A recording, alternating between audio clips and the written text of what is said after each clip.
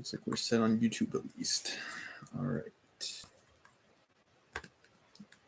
So I'll begin with a recap from lit charts and then move into the chapter for today, chapter 12.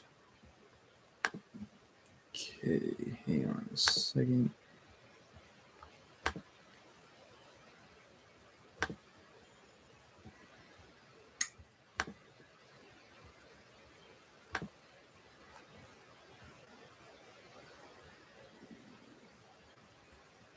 Okay.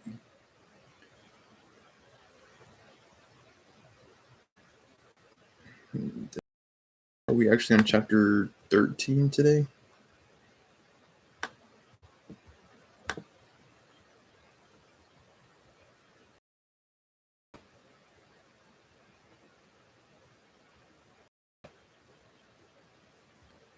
Yeah, I think so.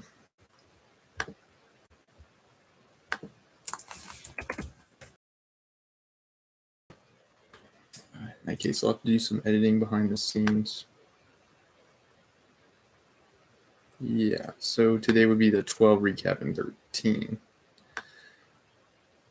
Oh boy, okay, check. Okay, we're still live. Let me see if I can edit it. Okay, that's perfect.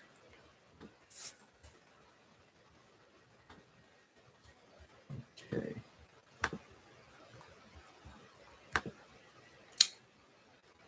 This goes to show.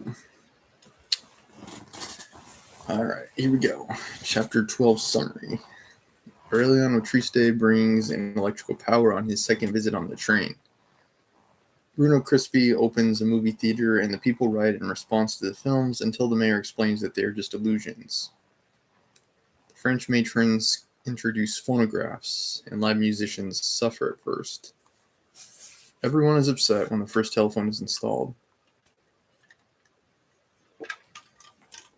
A man named Mr. Herbert arrives to town with his hot air balloon, but the people of Macondo are not impressed, having already ridden the flying carpet of the gypsies years before.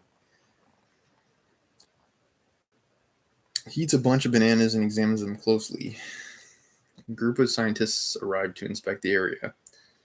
Mr. Jack Brown shows up, accompanied by a team of lawyers, and closely followed by a horde of gringos who live in a town they set up across the railroad tracks. The demographics of the merchants of Macondo shift to become mostly foreigners, and gambling halls and shooting galleries are established. 8 months after the arrival of Mr. Herbert, the town is almost unrecognizable. Strangers of all sorts visit the Buendia home. All the residents of Macondo know is that the gringos plan to plant banana trees. 2 more of Colonel Aureliano Buendia's 15 remote sons return because they say everyone is coming to Macondo. Remedios the beauty remains unchanged and serene.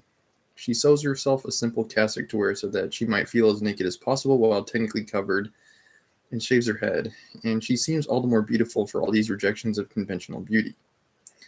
Ursula fears that the sons of Colonel Aureliano Buendia will be attracted to Remedios the beauty, and they'll produce the child with the tail of a pig. She keeps a close eye on all of them to be sure this doesn't happen.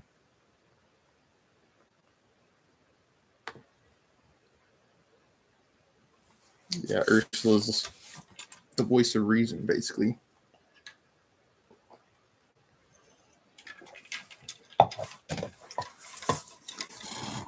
Remedios the beauty, even though I don't think any characters have been born with the tail of a pig yet. I might be mistaken on that, though. Remedios the beauty has no idea of the calamity she causes in the men who see her. Ursula insists she eat in the kitchen with Amaranta, keeping her out of sight of the visitors. One day, while she performs her bathing ritual, a stranger removes a roof tile and spies on her from above. She warns him that he will fall, but doesn't mind his watching. He continues to watch, removing 2 more tiles so that he might let himself into the bathroom, but the drop is too far and he falls to his death. The men who remove his body note that he does not bleed blood, but instead an amber oil that smells of Remedios the beauty. Remedios the beauty and her friends go to look at the new plantings. The men who work the fields begin weeping at the sight of her. They pursue the group of young women until they take refuge in a nearby house. The 4 Aurelianos rescue them after one of the attackers claws at Remedios the beauty. That night, the attacker is kicked in the chest by a horse and dies. People come to believe that Remedios the Beauty bears powers of death, rather than the previously assumed powers of love. Ursula attempts to teach Remedios the Beauty housekeeping duties, but she fails. One afternoon in March, folding sheets in the yard with Fernanda, Remedios the Beauty becomes pale. She rises up into the sky with the flapping sheets around her disappearing. The only thing that overwhelms the talk of this miracle is the extermination of the Aurelianos. Colonel Aureliano Buendia had foreseen this tragedy. When he saw Mr. Brown ride to the town in the first automobile, he could see the nature of the men had changed. When the Banana Company appears, the local dignitaries are replaced with foreign rulers. Policemen are supplanted by assassins bearing machetes. Colonel Aureliano Buendia thinks again that it was a mistake to end the war. A relative of his friend, Magnifico Vispal, and his grandson accidentally bumps into a policeman on the street, and the child is cut to pieces and the grandfather beheaded.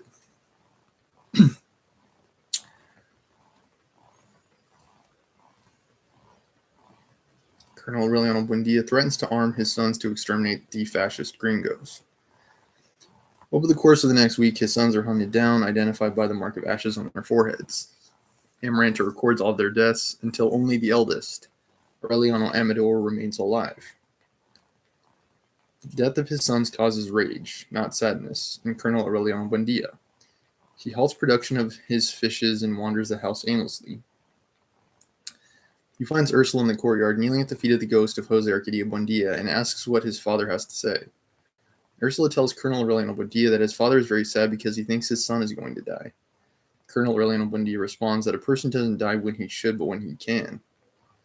He asks Ursula where the gold from the broken statue has been hidden, but she tells him that only the man who it belongs to will be able to find it.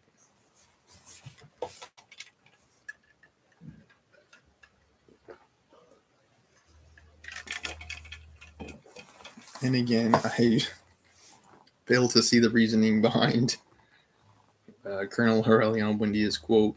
I think in reality it's the other way around. People die when they should, not when they can. Because technically we could die at any time. So yeah, the quote doesn't exactly make sense. Colonel Aureliano, and it might make some tangible sense coming from him because he's evaded death so many times, but in a practical sense, that's not how it works. Colonel Aureliano Buendia goes to Colonel Herrinaldo Marquez to ask for help in starting the total war. Colonel Herrinaldo Marquez has kept in touch with the rebel officers, many of whom are dying of hunger, still waiting for the pensions they were promised. Colonel Herrinaldo Marquez pities his old friend for thinking that he can still make a change, remarking that Colonel Aureliano Buendia is even older than he looks. Okay, chapter 13. Getting close to the end now.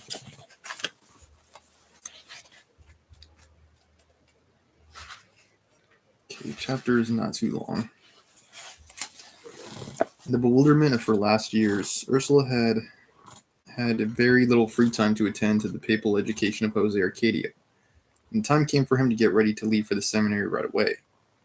Meme, his sister, dividing her time between Fernanda's rigidity and Amaranta's bitterness. At almost the same moment, reached the age set for her to be sent to the nun school, where they would make a virtuoso on the clavichord of her. Ursula felt tormented by grave doubts concerning the effectiveness of the methods with which she had molded the spirit of the languid apprentice supreme pontiff, but she did not put the blame on her staggering old age or the dark clouds that barely permitted her to make out the shape of things, but on something that she herself could not really define, that she conceived confusedly as a progressive breakdown of time. The years nowadays don't pass the way the old ones used to, she would say, feeling that everyday reality was slipping through her hands. She has lived quite a long time. In the past, she thought children took a long time to grow up.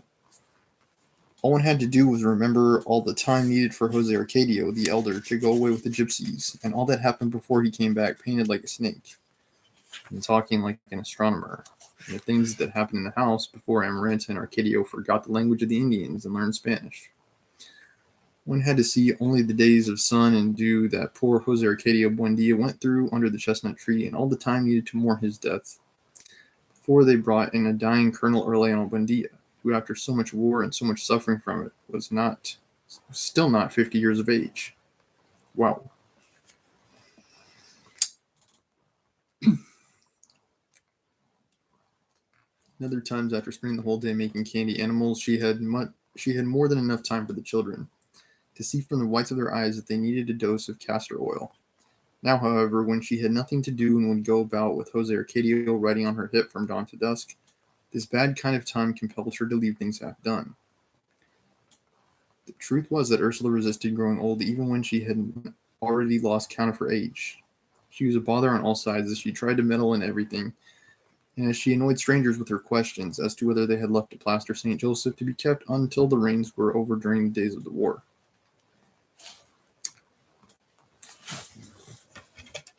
Well, at least her questions are based in reality. Like, she's not suffering from dementia.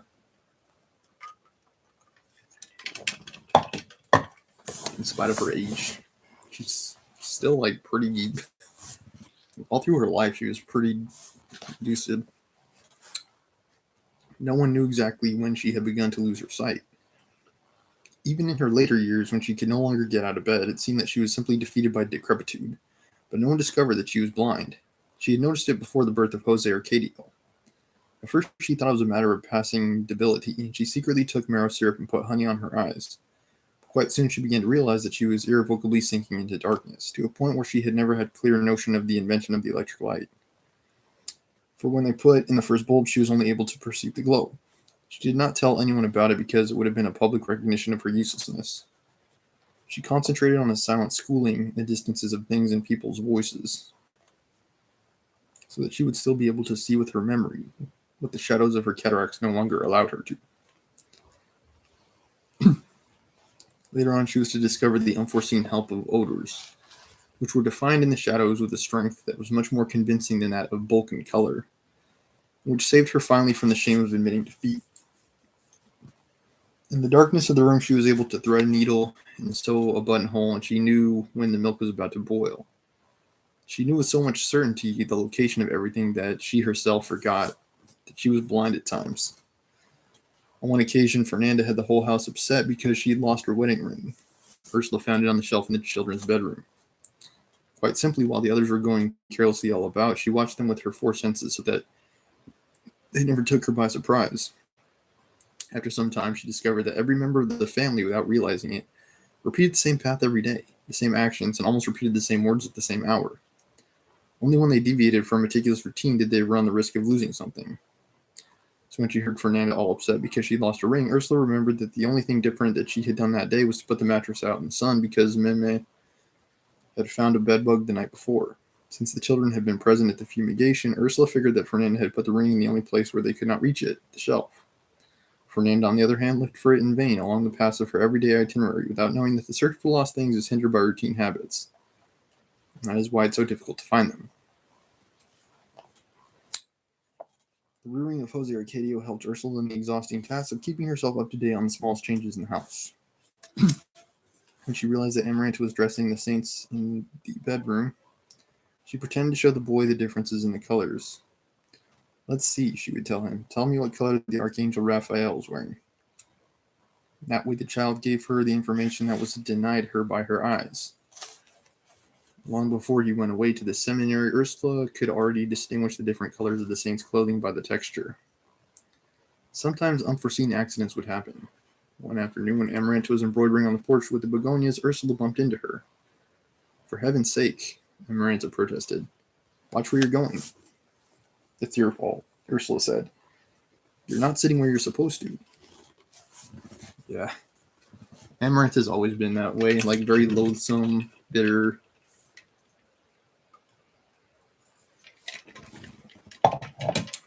Belligerent.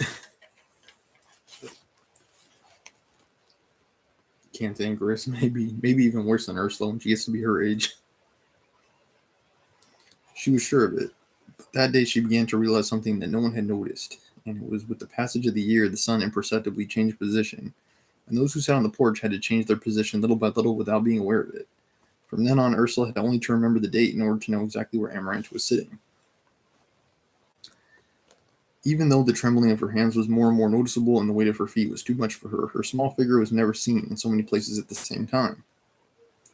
Ursula's always been like an incredible character. Like as the matron, whatever they call it. I think matron of the family. Like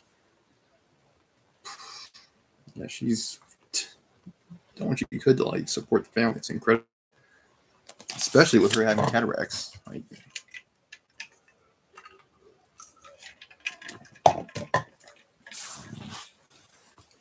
she was almost as diligent as when she had the whole weight of the house on her shoulders.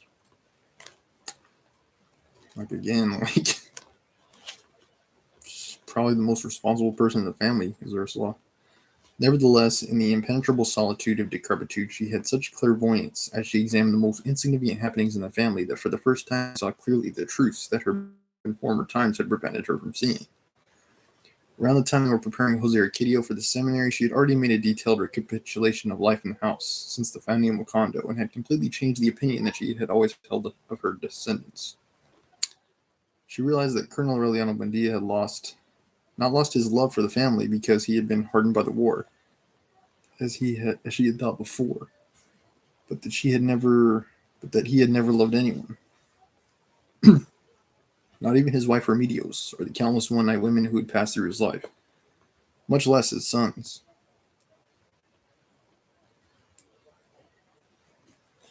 She sensed that he had fought so many wars not out of idealism, as everyone had thought, nor had he renounced a certain victory because of fatigue, as everyone had thought, but that he had won and lost for the same reason, pure and simple pride.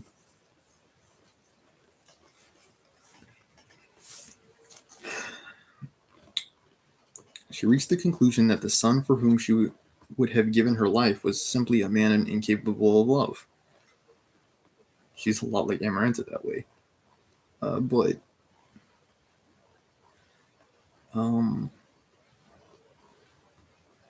yeah, in actuality, Amaranta is the opposite. Like she's the one incapable of love in her case. One night when she was carrying him in her belly, she heard him weeping. It was such a definite lament that Jose Arcadio Buendia woke up beside her and was happy with the idea that his son was going to be a ventriloquist. Other people predicted that he would be a prophet. She, on the other hand, shuddered from the certainty that the deep moan was a first indication of the fearful pigtail, and she begged God to let the child die in her womb.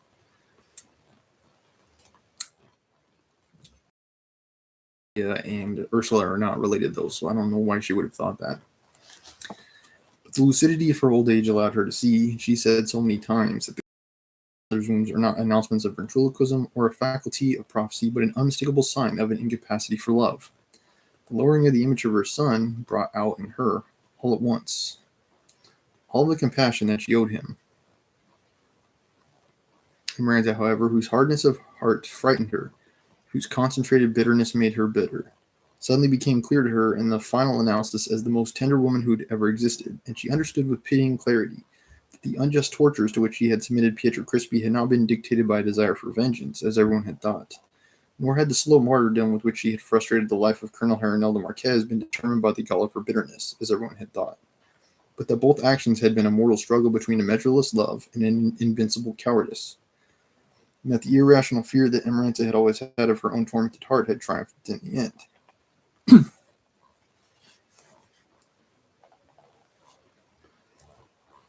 It was during that time that Ursula began to speak Rebecca's name, bringing back the memory of her with an old love that was exalted by tardy repentance and a sudden admiration, coming to understand that only she, Rebecca, the one who had never fed of her milk, but only of the earth of the land and the whiteness of the walls, the one who did not carry the blood of her veins in hers, but the unknown blood of the strangers whose bones were still clocking in their grave. Rebecca, the one with an impatient heart, the one with a fierce womb, was the only one who had the unbridled courage that Ursula had wanted for her line.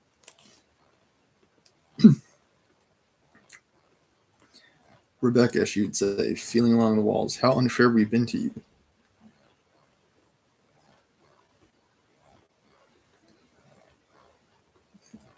Has Rebecca had any kids? Yeah, I think so. Aureliano, right?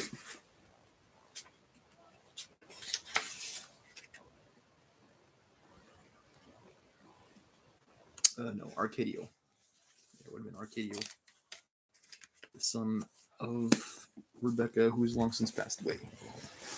I'll be right back. Take a bathroom break.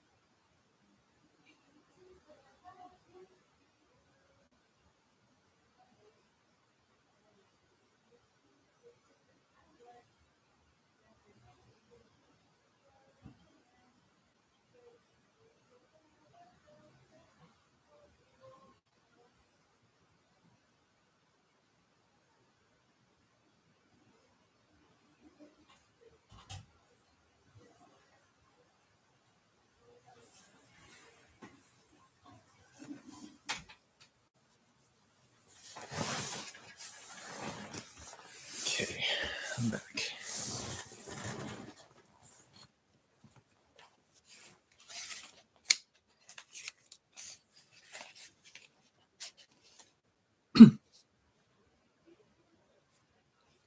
In the house, they simply thought that her mind was wandering, especially since the time she had begun walking about with her right arm raised like the Archangel Gabriel.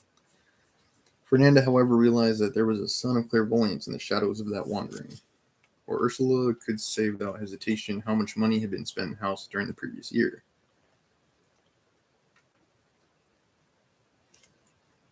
Pretty dang impressive.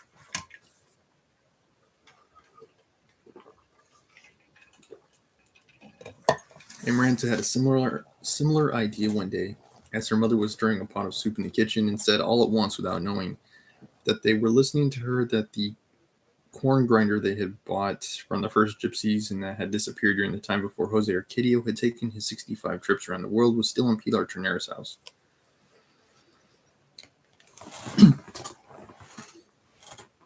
Wait, who?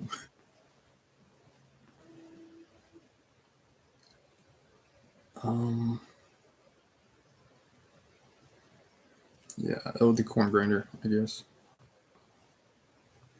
Also almost 100 years old, but fit and agile in spite of her inconceivable fatness, which frightened children as her laughter had frightened the doves in other times. Pilar Ternera was not surprised that Ursula was correct because her own experience was beginning to tell her that at an alert old age can be more keen than the cards. Wow.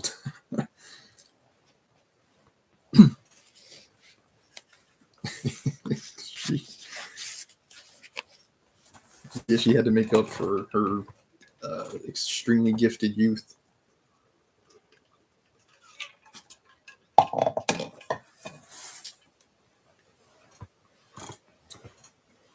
Nevertheless, when Ursula realized that she had not had enough time to consolidate the vocation of Jose Arcadio, she let herself be disturbed by consternation. She began to make mistakes, trying to see with her eyes the things that intuition allowed her to see with greater clarity. One morning, she poured the contents of an inkwell over the boy's head, thinking it was rose water. She stumbled so much in her insistence in taking part in everything that she felt herself upset by gusts of bad humor. She tried to get rid of the shadows that were beginning to wrap her in a straitjacket of cobwebs. It was then that it occurred to her that her clumsiness was not the first victory of decrepitude and darkness, but a sentence passed by time. She thought that previously, when God did not make the same traps of the months and years that the Turks used when they measured a yard of percale, things were different. Now children not only grew faster, but even feelings developed in a different way. No sooner had Remedios the Beauty ascended to heaven in body and soul than the inconsiderate Fernanda was going about mumbling to herself because her sheets had been carried off.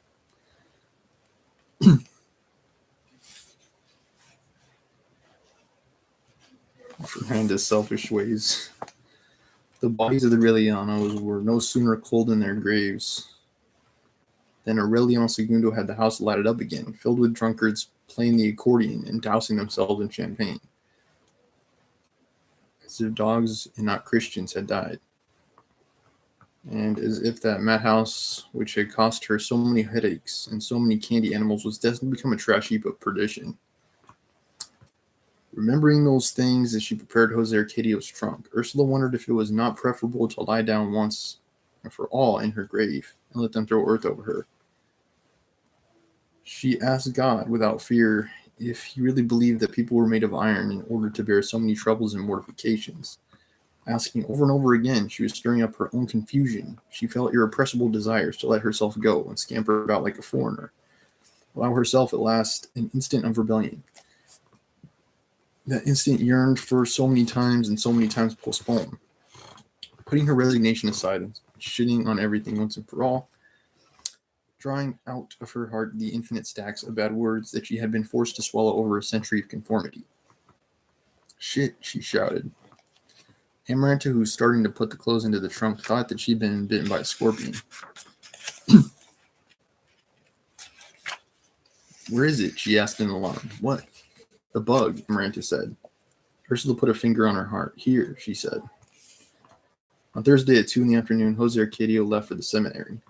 Ursula would remember him always, as she said goodbye to him. Languid and serious, without shedding a tear, she had taught him. Sweltering in the heat in the green corduroy suit, copper buttons, and a starchy bow around his neck. He left the dining room impregnated in the penetrating fragrance of rose water that had sprinkled on his head so that she could follow his tracks through the house. While the farewell lunch was going on, the family concealed its nervousness with festive expressions, and they celebrated with exaggerated enthusiasm the remarks that Father Antonio Isabel made. But when they took out the trunk bound in velvet and with silver corners, it was as if they had taken a coffin out of the house. The only one who refused to take part in the farewell was Colonel Aureliano Buendia. That's all we need, he muttered. A pope. 3 months later, Aureliano Segundo and Fernanda took Meme to school and came back with a clavichord and took the place of the pianola. It was around that time that Amaranta started sewing her own shroud. The banana fever had calmed down. The old inhabitants of Mocondo found themselves surrounded by newcomers, working hard to cling to their precarious resources of times gone by. But comforted in any case by the sense that they had survived a shipwreck.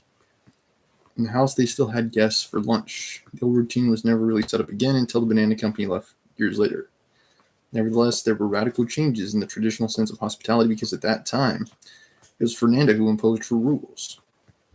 With Ursula relegated to the shadows and with Amaranta absorbed in the work of her winding cloth, the former apprentice queen had the freedom to choose the guests and impose on them the rigid norms that her parents had taught her. Her severity made her house a redoubt of old customs in a town convulsed by the vulgarity with which the outsiders squandered their easy fortunes. For her, with no further questions asked, proper people were those who had nothing to do with the banana company. Even Jose Arcadio Segundo, her brother-in-law, was the victim of her discriminatory jealousy because during the excitement of the first days, he gave up his stupendous fighting cocks again and took a job as a foreman with the banana company. He won't ever come into this house again, Fernanda said, as long as he carries the rash of the foreigners. Such was the narrowness imposed in the house that Aureliano Segundo felt more comfortable at Pedro Cortes. First, with the pretext of taking the burden off his wife, he transferred his parties. Then, with the pretext that the animals were losing their fertility, he transferred his barns and stables. Finally, with the pretext that it was cooler in his concubine's house, he transferred the small office in which he handled his business. When Fernanda realized that she was a widow whose husband had still not died, it was already too late for things to return to their former state.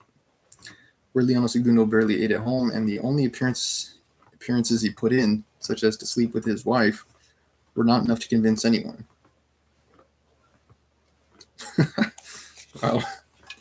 One night, out of carelessness, morning found him in Pedro Cortes's bed.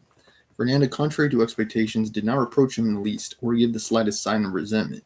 But on the same day, she sent two trunks with his clothing to the house of his concubine. She sent them in broad daylight and with instructions that they be carried through the middle of the street so that everyone could see them, thinking that her straying husband would be unable to bear the shame and would return to the fold with his head hung low. But that heroic gesture was just one more proof of how poorly Fernanda knew not only the character of her husband, but the character of a community that had nothing to do with that of her parents. For everyone who saw the trunks pass by said that it was the natural culmination of a story whose intimacies were known to everyone. Aureliano Segundo celebrated the freedom he had received with a party that lasted for 3 days. To the greater disadvantage of his wife, As she was entering into a sad maturity with her somber long dress, her old-fashioned medals, her out-of-place pride, the concubine seemed to be bursting with a second youth. Clothed in gaudy dresses of natural silk, and with her eyes tiger-striped with the glow of vindication, Aureliano Segundo gave himself over to her again with the fury of adolescence. As before, when Pedro Cortez had not loved him for himself, but because she had him mixed up with his twin brother. And as she slept with both of them at the same time, she thought that God had given her the good fortune of having a man who can make love like two. The restored passion was so pressing that on more than one occasion they would look at each other in the eyes as they were getting ready to eat, and without saying anything they would cover their plates and go into the bedroom dying of hunger and love. Inspired by the things he had seen on his furtive visits to the French matrons, Aureliano Segundo bought Pedro Cortez a bed with an archiepiscopal canopy, but velvet curtains on the windows, covered the ceiling and the walls of the bedroom with large rock crystal mirrors. At the same time, he was more of a carouser and spendthrift than ever. On the train, which arrived every day at 11 o'clock, he would receive cases and more cases of champagne and brandy. On the way back from the station, he would drag the improvised cumbiamba along in full view of all the people on the way. Natives or outsiders, acquaintances or people yet to be known, without distinctions of any kind.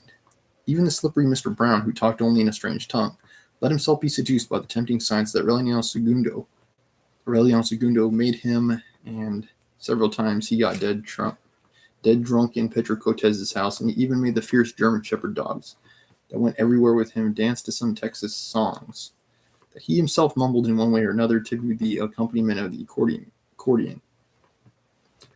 Cease, cows, Aureliano Segundo shouted at the height of the party. Cease, because life is short. He never looked better, nor had he been loved more, nor had the breeding of his animals been wider. There was a slaughtering of so many cows, pigs, and chickens for the endless parties that the ground in the courtyard turned black and muddy with so much blood. It was an eternal execution, ground of bones and innards, a mud pit of leftovers, and they had to keep exploding dynamite bombs all the time so that the buzzards would not pluck out the guests' eyes. Aureliano Segundo grew fat, purple-colored, turtle-shaped because of an appetite comparable only to that of Jose Arcadia when he came back from traveling around the world. The prestige of his outlandish veracity, of his immense capacity as a spendthrift, of his unprecedented hospitality, went beyond the borders of the swamp and attracted the best qualified gluttons from all along the coast. Fabulous eaters arrived from everywhere to take part in the irrational tourneys of capacity and risk that were organized in the house of Pedro Cortez. Aureliano Segundo was the unconquered eater until the luckless Saturday when Camila Sagastame appeared, a totemic female known all through the land by the good name of the Elephant. The duel lasted until dawn on Tuesday. During the first 24 hours, having dispatched a dinner of veal with cassava, yams, and fried bananas, a case and half of champagne in addition, Aureliano Segundo was sure of victory.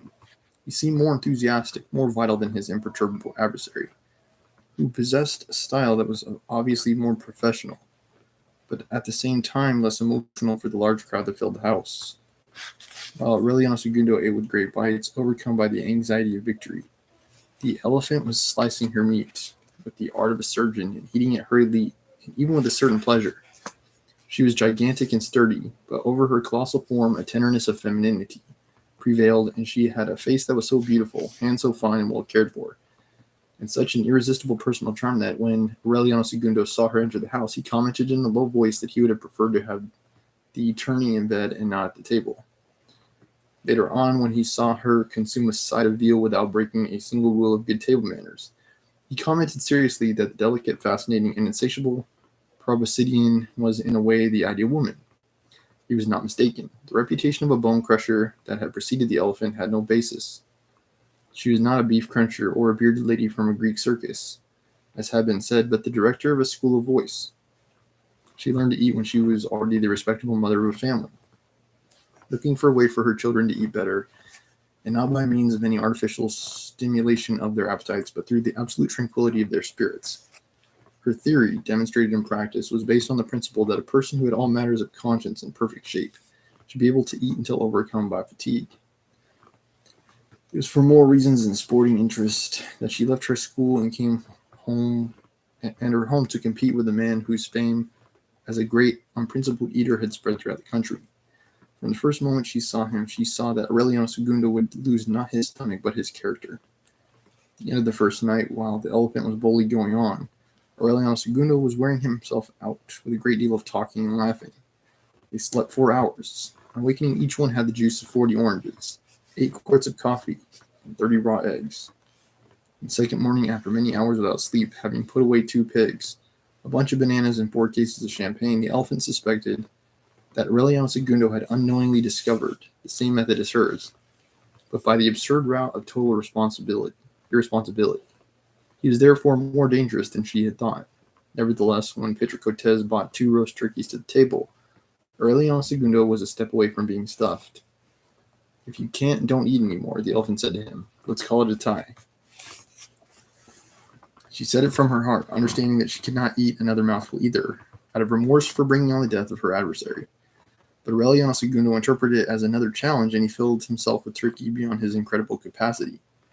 He lost consciousness. He fell face down into the plate filled with bones, frothing at the mouth like a dog and drowning in moans of agony. He felt in the midst of darkness that they were throwing him from the top of a tower into a bottomless pit. And in the last flash of consciousness, he realized that at the end of that endless fall, death was waiting for him. "Take me to Fernanda," he managed to say. His friends left him at the house thinking that they had helped him fulfill his promise to his wife not to die in his concubine's bed. He would need to return for his boots anyway, though. Pedro Cortez had shined his patent leather boots that he wanted to wear in his coffin, and she was already looking for someone to take them when they came to tell her that Aureliano Segundo was out of danger. He did recover indeed in less than a week. 2 weeks later, he was celebrating the fact of his survival with unprecedented festivities. He continued living at Pedro Cortez's, but he would visit Fernanda every day. Sometimes he would stay to eat with the family, as if fate had reversed the situation and had made him the husband of his concubine and the lover of his wife. It was a rest for Fernanda. During the boredom of her abandonment, her only distractions were the clavichord lessons at siesta time and the letters from her children. In the detailed messages that she sent them every 2 weeks, there was not a single line of truth. She hid her troubles from them. She hid from them the sadness of a house, which, in spite of the light on the begonias, in spite of the heaviness at 2 in the afternoon, in spite of the frequent waves of festivals that came in from the street, was more and more like the colonial mansion of her parents. Fernanda would wander alone among the 3 living ghosts and the dead ghost of Jose Arcadio Buendia, who at times would come to sit down with inquisitive attention in the half-light of the parlor while she was playing the clavichord. Who are the living ghosts? Rebecca, I think, is one.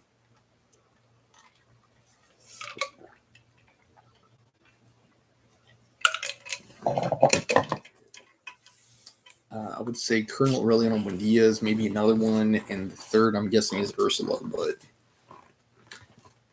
yeah, I'm not too sure. Okay, yeah, here's it. Colonel Aureliano Buendia was a shadow. Since the last time that he had gone out into the street to propose a war without any future to Colonel Hernando Marquez, he left the workshop only to urinate under the chestnut tree.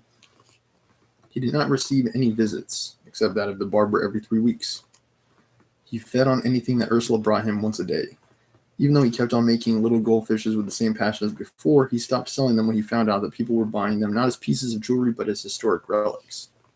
He made a bonfire in the courtyard of the dolls of Remedios, which had decorated their bedroom since their wedding.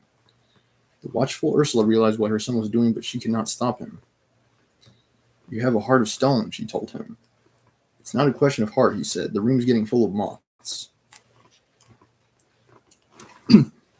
Again, Colonel Aureliano Buendia, forgetting the past and destroying elements that would remind him of the past.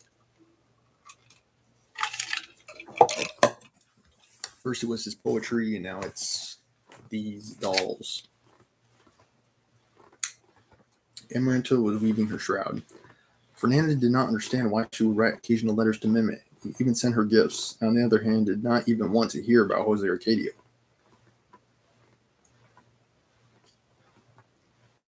They'll die without knowing why, Amaranta answered when she was asked through Ursula, and that answer planted an enigma in Fernanda's heart that she was never able to clarify.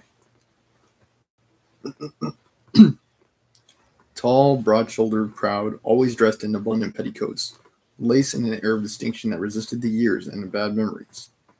Amaranta seemed to carry the cross of ashes of virginity on her forehead.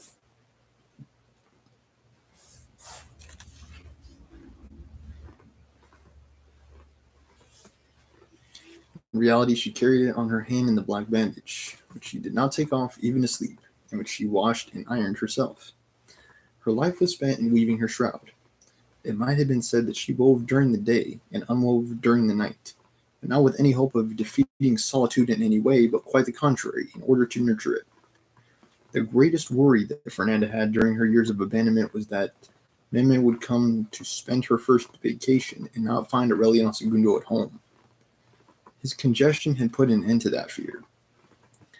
When Meme had returned, her parents had made an agreement that not only would the girl think that Aureliano Segundo was still a domesticated husband, but also that she would not notice the sadness of the house. Every year for 2 months, Aureliano Segundo played his role of an exemplary husband. He organized parties with ice cream and cookies, which the gay and lively schoolgirl enhanced with a clavichord. It was obvious from then on that she had inherited very little of her mother's character. She seemed more of a second version of Amaranta, and the latter had not known bitterness, and was arousing the house with her dance steps at the age of 12 or 14 before her secret passion for Pietro Crispi was to twist the direction of her heart in the end. But unlike Amaranta, unlike all of them, Meme still did not reveal the solitary fate of the family. She seemed entirely in conformity with the world's, even when she would shut herself up in the parlor at 2 in the afternoon to practice the clavichord with an inflexible discipline. It was obvious that she liked the house, that she spent the whole year dreaming about the excitement of the young people her rival brought around, and that she was not far removed from the festive vocation and hospitable excesses of her father.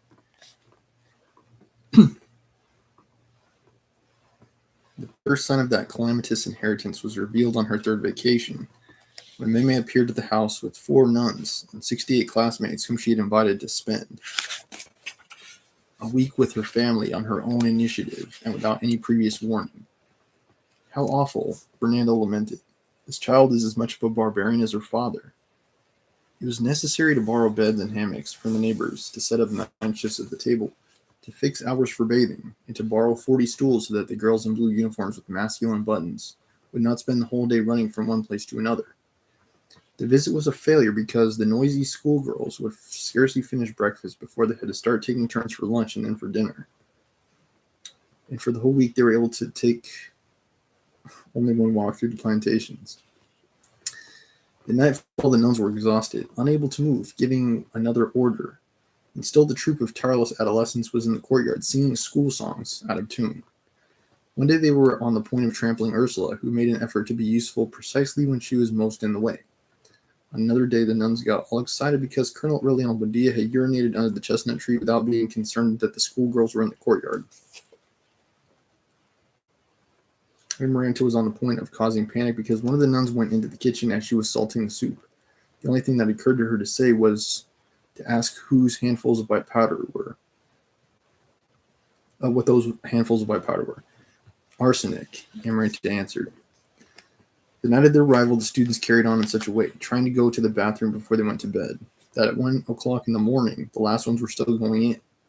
Fernanda then bought 72 chamber pots, but she only managed to change the nocturnal problem into a morning one, because from dawn on, there was a long line of girls, each with her pot in her hand, waiting for her turn to wash it.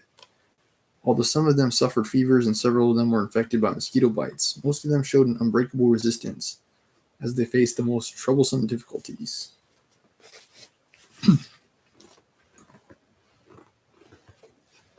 Even at the time of the greatest heat, they would scamper through the garden. Jeez, you get real G's. When they finally left, the flowers were destroyed, the furniture broken, the walls covered with drawings and writing.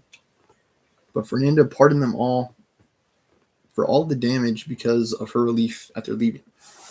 She returned the borrowed beds and stools and kept the 72 chamber pots in Milkade's room. The locked room about which the spiritual life of the house revolved in former times was known from that time on as the chamber pot room. For Colonel Herleon Buendia, it was the most appropriate name because while the rest of the family was still amazed by the fact that Milkade's room was immune to dust and destruction, he saw it turned into a dunghill. In any case, it did not seem to bother him who was correct, and if he found out about the fate of the room, it was because Fernanda kept passing by and disturbing his work for a whole afternoon as she put away the chamber pots. During those days, Jose Arcadio Segundo reappeared in the house. He went along the porch without greeting anyone, and he shut himself up in the workshop to talk to the colonel. Last we heard about him, he was in the banana business.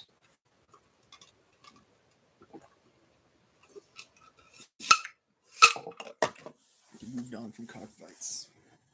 I have to use that again. Be right back.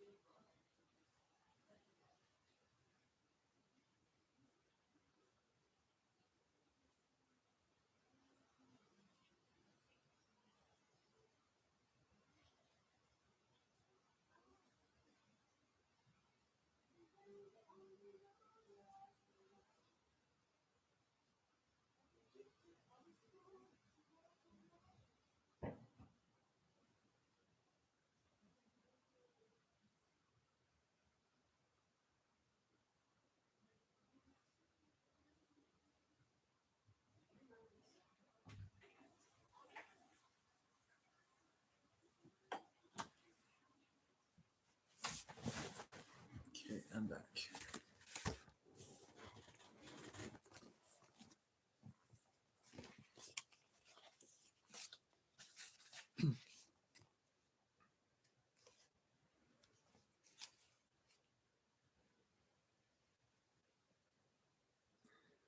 Alright. In spite of the fact that she could not see him, Ursula analyzed the clicking of his foreman's boots and was surprised at the unbridgeable distance that separated him from the family, even from the twin brother with whom he had played ingenious games of confusion in childhood and with whom he no longer had any traits in common. He was linear, solemn, and had a pensive air, and the sadness of a Saracen, might be Saracen, and a mournful glow on his face that was the color of autumn. He was the one who most resembled his mother, Santa Sofia de la Piedad. Ursula reproached herself for the habit of forgetting about him when she spoke about the family. When she sensed him in the house again and noticed that the colonel let him into the workshop during working hours, she re-examined her old memories and confirmed the belief that at some moment in childhood he had changed places with his twin brother, because it was he, and not the other one, who should have been called Aureliano. Like they changed names and then they became the name change. No one knew the details of his life.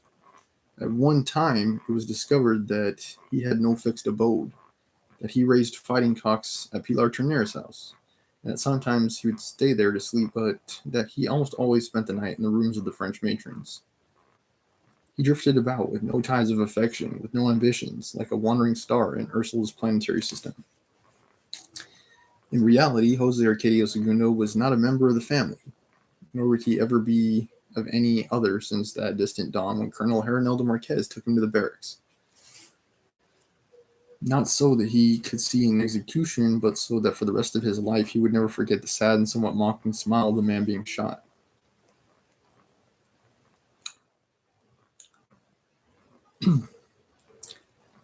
He actually was a member of the family. He is, I believe, the great grandson of Jose Arcadio Buendia, if I'm not mistaken.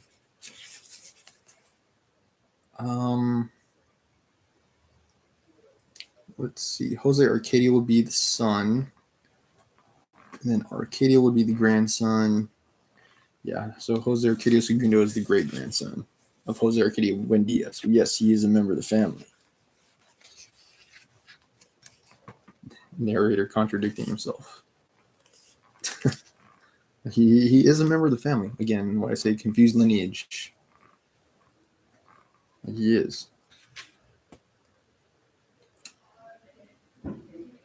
The other one, that of an old man. Hang on a second. That was not his oldest memory, but the only one that he had of his childhood. The other one, that of an old man with an old-fashioned vest and a hat with a brim like a crow's wings, who told him marvelous things, framed in a dazzling window. He was unable to place in any period. I believe that's Melchiades. I believe so. He was able to see him when he was alone with Melchiades in the workshop, I believe. In Melchiades' room. Melchiades was there.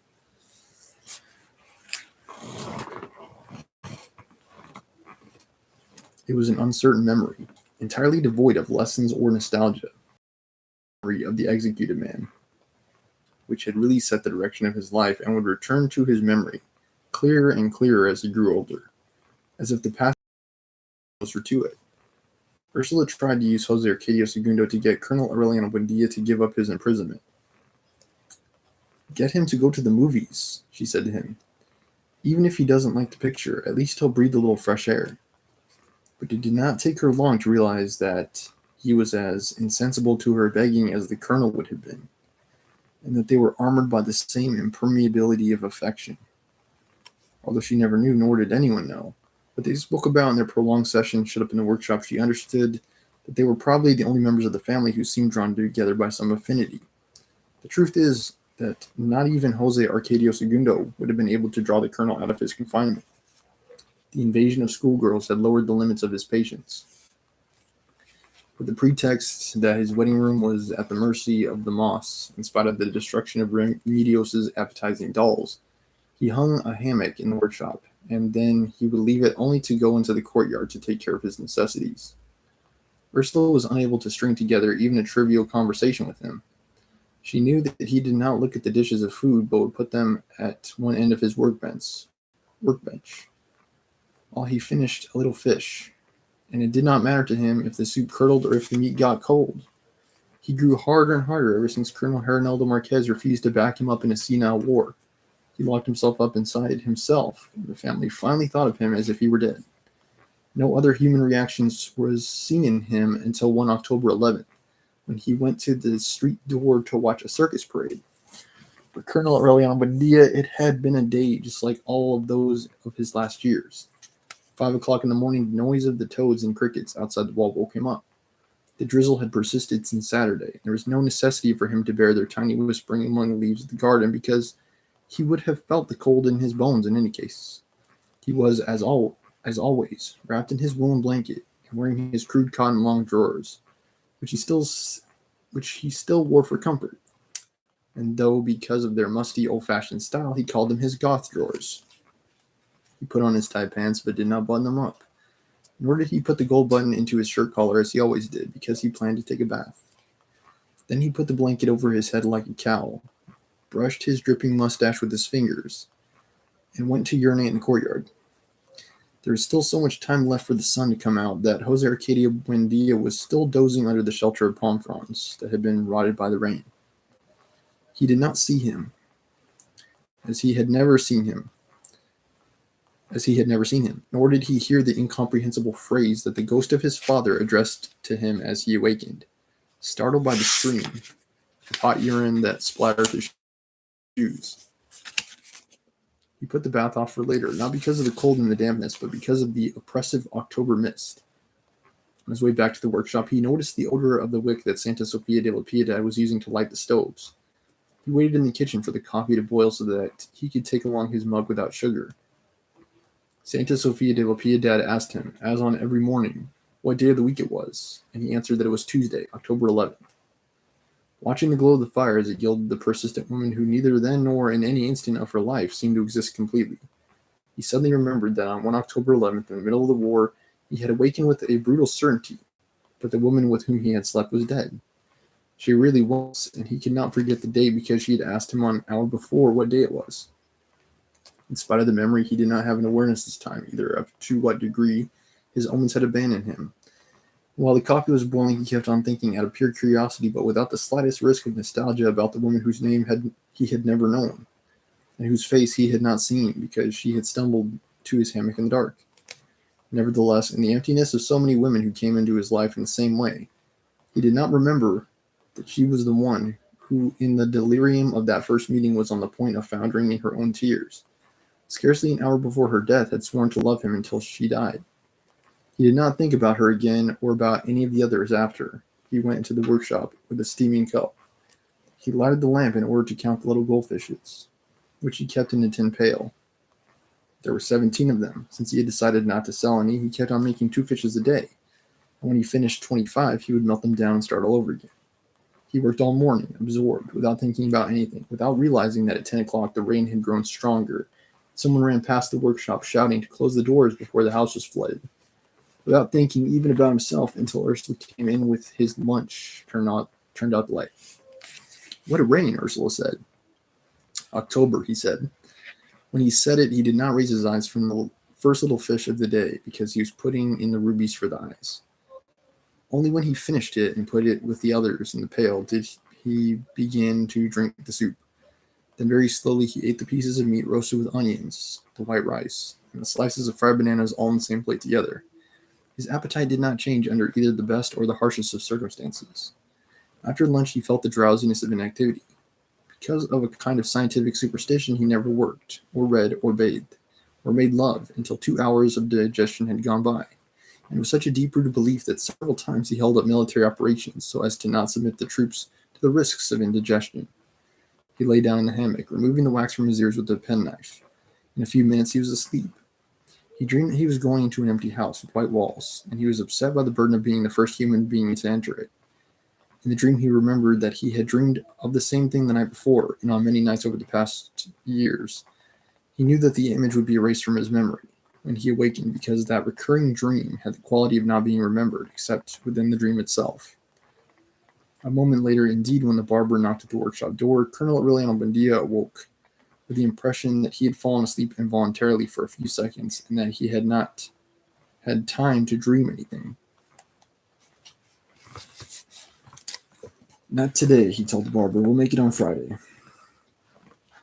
He had a 3-day beard speckled with white hairs, but he did not think it necessary to shave because on Friday he was going to have his hair cut. It could all be done at the same time. Sticky sweat of the unwanted siesta aroused the scars of the sores in his armpits.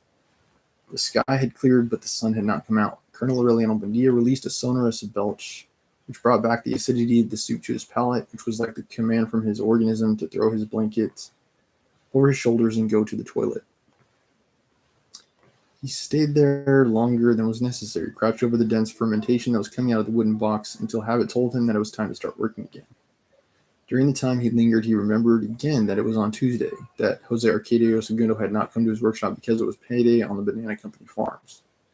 That recollection, as all of the past few years, led him to think about the war without his realizing it. He remembered that Colonel Hernando Marquez had once promised to get him a horse with a white star on its face, and that he had never spoken about it again.